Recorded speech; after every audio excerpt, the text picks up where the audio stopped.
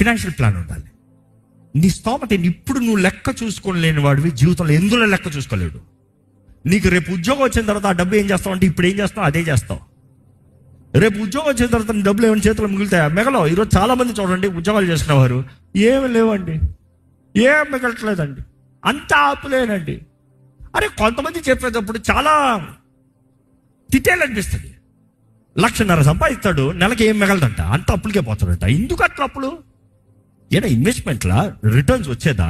ఏదైనా ఒక ప్రాపర్టీ కొన్నావా, ఒక స్థలం కొన్నావా అంటే సరే ఈ రోజు దాని మీద హోమ్ లోన్ ఇచ్చాడంటే ఆ హోమ్ లోన్కి నువ్వేం చేస్తున్నావు, నెల నెల నెల నువ్వు వచ్చిన దగ్గర అంతా పోయి నీ చేతులు కట్టుకుని అందులోకి ఇన్వెస్ట్ చేసుకుంటున్నావు.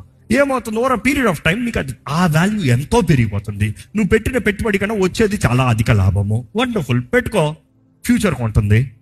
లేదు పలానా ఇన్వెస్ట్ చేస్తున్నావు, రేపు అధికం అవుతుందా? ఏమైనా గ్రోత్ ఉందా? ఖర్చులే, దోబరాలే. Why? Learn, have a strategy. ఏంటి నీకు వచ్చింది ఏంటి, నువ్వు చేసేది ఏంటి, ఎక్కడ ఏం ఖర్చు పెడుతున్నావు, దీన్ని బట్టి నీ భవిష్యత్తు ఏంటి, నీ లాభం ఏంటి. ఒకటి చూసి 10 మంది చూసి నువ్వు మంచి బట్ట వేసుకున్నా చెప్పాల్సిన అవసరం లేదు. దాన్ని బట్టి నీకు వచ్చేది ఏం లేదు. రియాలిటీ ఏంటి?